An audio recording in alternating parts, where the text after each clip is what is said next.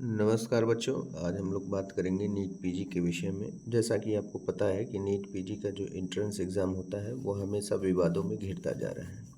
अभी तक क्या इशू लेकर था, अभी आपने देखा होगा। पहली बात तो 2 शिफ्ट में एग्ज़ाम को लेकर इशू था, ये पहला इशू था।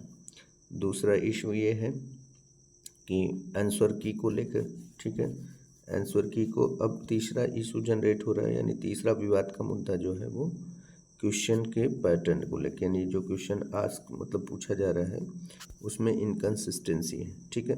तो जो सब्जेक्ट वाइज क्वेश्चन पूछा जाएगा उसमें इनकन्सिस्टेंसी, तो इस तरह ये तीसरा विवाद भी नीट पीजी जो एंट्रेंस पैटर्न है उसको लेके उठ रहा है, ठीक है। आइए देखते हैं, विस्तृत चर्चा करते हैं। NEET PG 2025 two shift exam pattern draws flag again. तो जो 2 शिफ्ट में एग्ज़ाम है उसकी कड़ी आलोचना की जा रही है, ये तो आपको पता ही, ठीक है। This time over subject wise inconsistencies. इस बार सब्जेक्ट वाइज मतलब सब्जेक्ट वाइज क्वेश्चन को लेके भी अनियमितता देखी जा रही है, ठीक है। आइए देखते हैं क्या करा। A detailed analysis of the questions distribution over the past few years reveals significance inconsistencies. तो जो मतलब पिछले कुछ ईयर से क्वेश्चन जो देखा जा रहा है वो क्या है, जो मतलब सब्जेक्ट वाइज क्वेश्चन आना चाहिए उसमें अनियमितता दिख रहा। जैसे इन्होंने कहा कि भाई एनाटॉमी का 20 क्वेश्चन आएगा तो 20 नहीं आ रहे हैं, इस तरह लेके इश्यूज हो रहे हैं। That have raised question about fairness and transparency in the exam structure. तो जो एग्ज़ाम स्ट्रक्चर का ट्रांसपेरेंसी और फेयरनेस है उस पर क्वेश्चन उठ रहा है, क्योंकि जैसे बोल रहे हैं भाई 20 क्वेश्चन होना चाहिए सब्जेक्ट का, मान लीजिए एनाटॉमी या मॉर्फोलॉजी का जो भी है क्वेश्चन, तो उतने क्वेश्चन आते नहीं हैं। तो भाई इससे दिक्कत तो होगी, बच्चा प्रिपरेशन कर रहा है 20 क्वेश्चन का हुआ समझ के, लेकिन आपने 10 ही क्वेश्चन रखा या फिर 15 क्वेश्चन रखा तो 5 क्वेश्चन दूसरे से रख देने ज़्यादा, तो ये जो है ये अनियमितता शो करता है, ठीक है। आइए आगे देखते हैं। देखिए यहाँ पर क्या लिखा है, कह रहा है कि as the NEET eligibility cum entrance national eligibility cum entrance test for post graduate NEET PG 2025 approaches concern regarding the two shift pattern is increasing among the medical community. तो जो 2 शिफ्ट का पैटर्न है उसको लेकर काफ़ी विवाद हो ही रहा है, ये तो आप जानते ही हैं। साथ ही साथ आंसर की को लेकर हो चुका है, ये भी आपको पता है। और अब एक नया इशू आ रहा है, वो जो क्वेश्चन का पैटर्न है उसको लेके अनियमितता माना जा रहा है, ठीक है। लिखा, now new data being shared online has given heat to this concern over the fluctuating, ठीक है। तो कह रहा है कि जो नया डेटा शेयर किया गया है वो फ्लक्चुएट कर रहा है। Distribution of question across various subject in the exams. तो जो डिस्ट्रीब्यूशन ऑफ क्वेश्चंस है वो पूरे सब्जेक्ट में सही से नहीं डिस्ट्रीब्यूटेड किया जाता है, ठीक है। फिर कह रहा है in the exam specially since the introduction of the two shift pattern in 2025।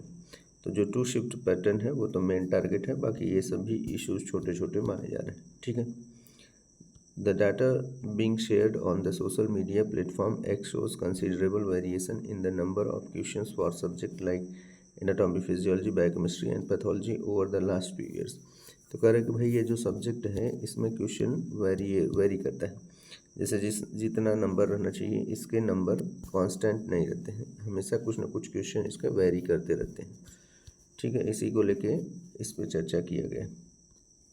फिर देखिए आगे कह रहा है, फॉर इंस्टांसेस एनाटॉमी सा 19 क्वेश्चन। तो कह रहा है कि उन एनाटॉमी में कितना क्वेश्चन देखा गया है, 19 question 2019 which decreases to 15 in 2020।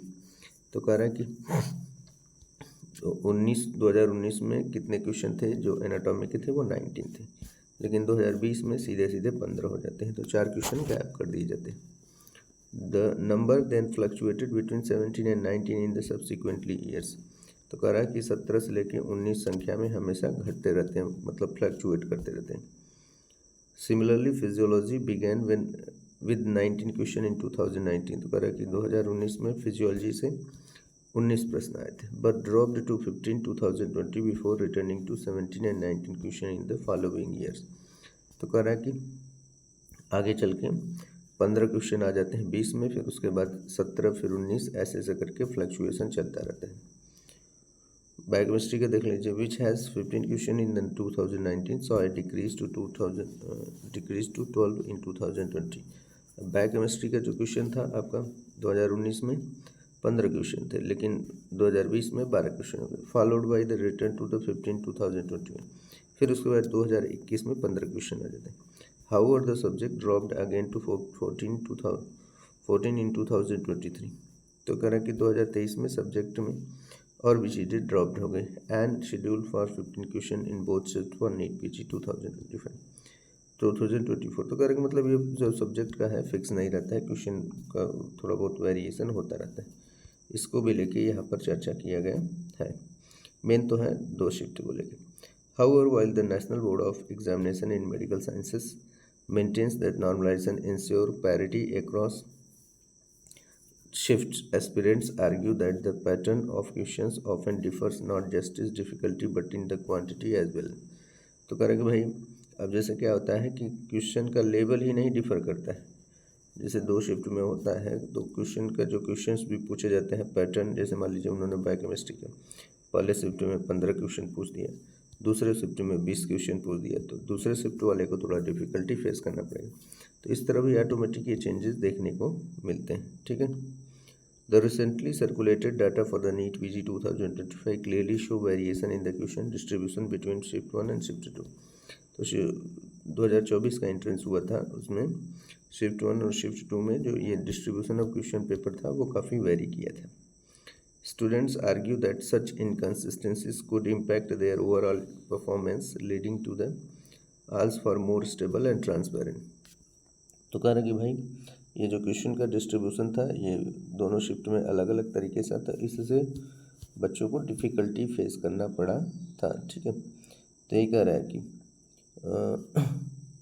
students argue that such inconsistencies could impact their overall performance, leading to call for a more stable and transparent distribution of the question across all shifts। ठीक है। तो all shift बोला गया, तो मतलब मिला जुला के यही है कि भाई जो क्वेश्चन का मतलब क्वेश्चन आते हैं उसका डिस्ट्रीब्यूशन पैटर्न सही होना चाहिए। मेन तो है इशू 2 शिफ्ट को लेके। ठीक है, यही मेन इशू है। तो ये रहा पूरी की पूरी इन्फॉर्मेशन। जो भी अपडेट है मैं आपको बराबर कराता रहता हूँ नीट पीजी से संबंधित, और साथ ही साथ जो लोग नीट यूजी 2025 का प्रिपरेशन कर रहे हो बायोपोस्ट क्लासेस BBC पाठक ट्यूटोरियल चैनल को लाइक शेयर सब्सक्राइब करते रहें। चलिए क्लास को फिनिश करते हैं। Thank you.